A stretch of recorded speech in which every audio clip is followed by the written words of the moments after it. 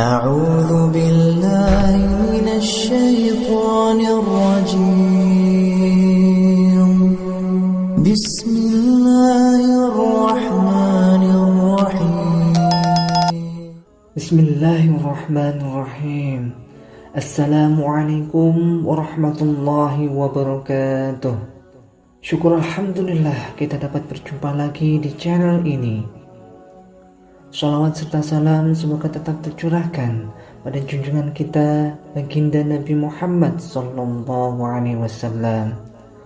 Allahumma salli ala Sayyidina Muhammad wa ala ali Sayyidina Muhammad.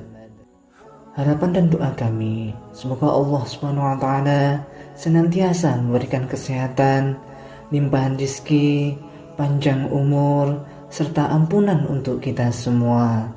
Amin amin ya rabbal alamin. Sahabat beriman yang dirahmati Allah Subhanahu wa taala, subuh merupakan waktu yang sangat istimewa.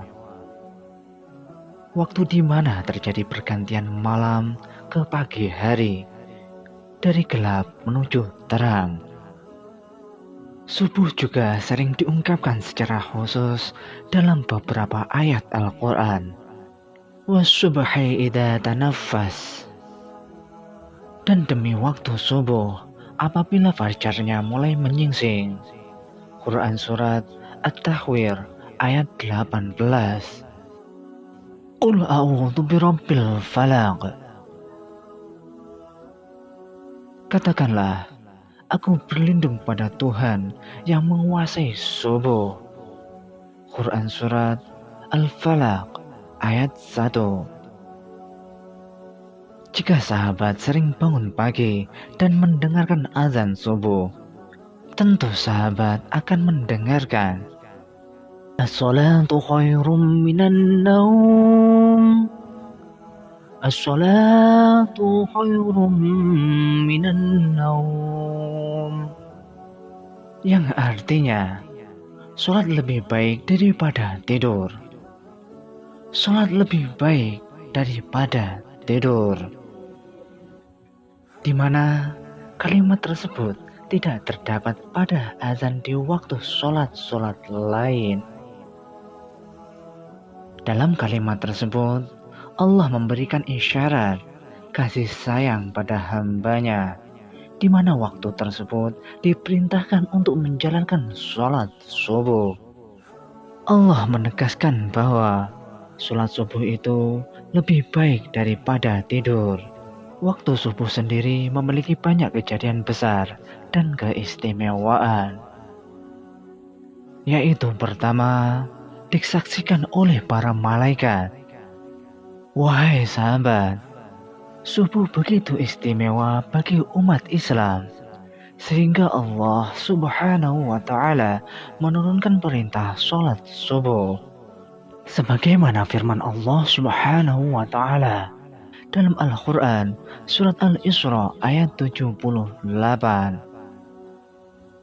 Dirikanlah sholat sesudah matahari tergelincir sampai gelap malam, dan dirikanlah pula sholat subuh. Sesungguhnya sholat subuh itu disaksikan malaikat. Orang-orang yang menjalankan sholat subuh akan mendapatkan perhatian oleh Allah Subhanahu wa ta'ala pada hari kiamat kelak. Dikarenakan berkumpulnya para malaikat malam dan siang di waktu tersebut, di mana para malaikat melaporkan langsung kepada Allah Subhanahu wa ta'ala apa saja yang dikerjakan hambanya di waktu subuh dan mendoakan kebaikan bagi mukmin yang menjalankan sholat subuh. Yang kedua adalah salah satu penyebab masuk surga.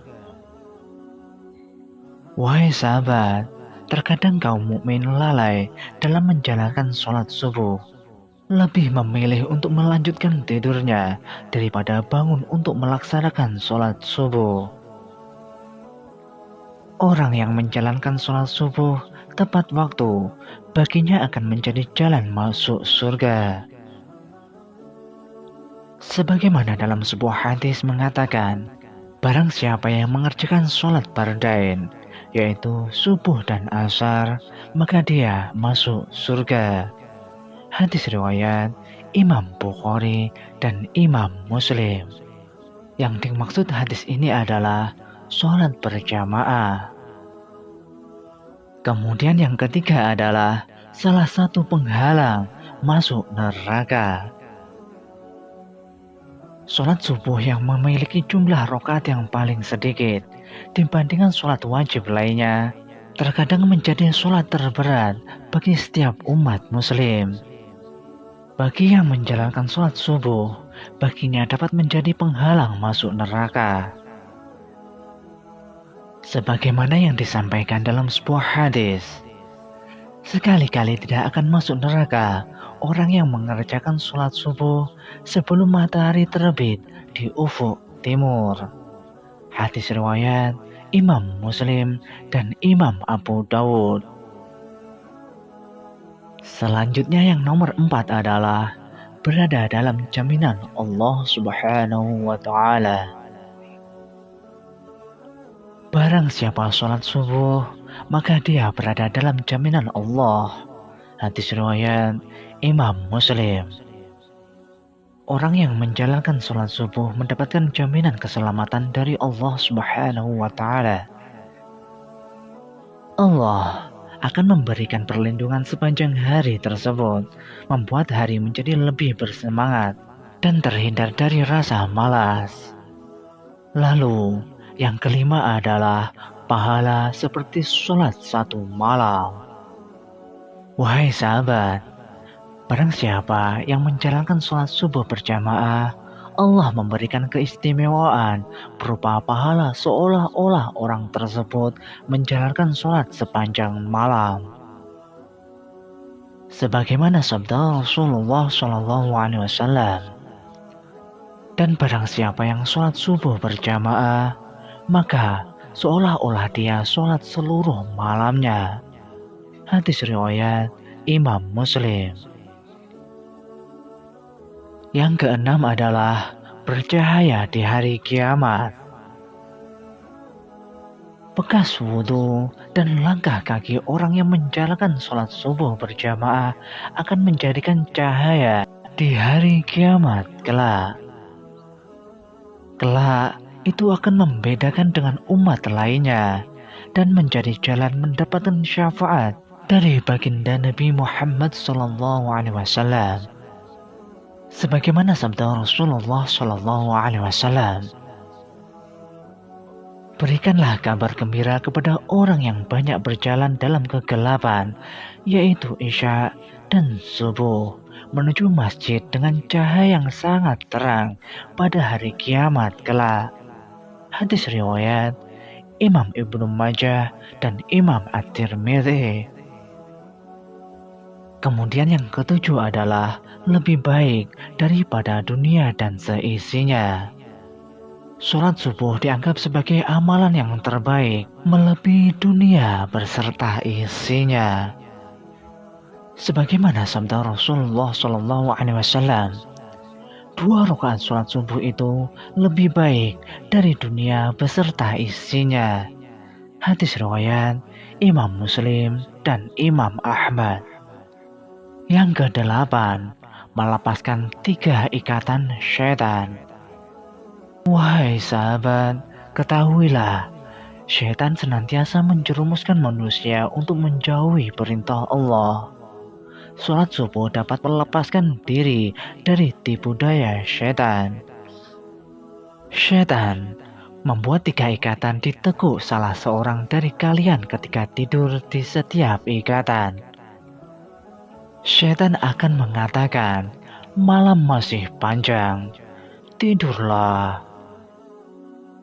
Namun, jika dia bangun dan berzikir kepada Allah, lepaslah salah satu ikatan. Jika dia berwudu, lepas lagi 1 ikatan. Jika dia kemudian mengerjakan sholat, lepaslah ikatan yang terakhir. Kemudian yang ke-9 adalah terhindar dari kencing syaitan.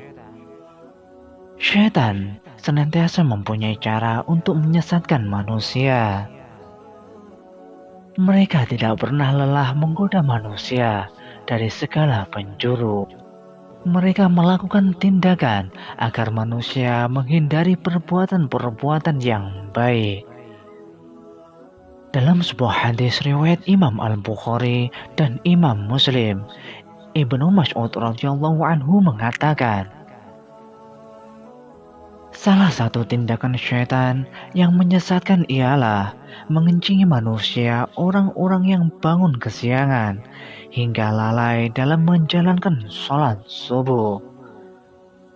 Disebutkan kepada Nabi Muhammad SAW, ada seorang laki-laki yang tidur semalaman hingga waktu pagi dan kehilangan waktu subuh. Maka Rasulullah SAW bersabda, laki-laki itu telah dikencingi syaitan pada telinganya. Wahai sahabat, agar terhindar dari hal tersebut, manusia sudah selayaknya bangun di awal waktu subuh dan menjalankan sholat subuh tepat waktu. Kemudian yang ke-10 adalah waktu terkabulnya doa. Pada waktu subuh, malaikat siang dan malam berkumpul.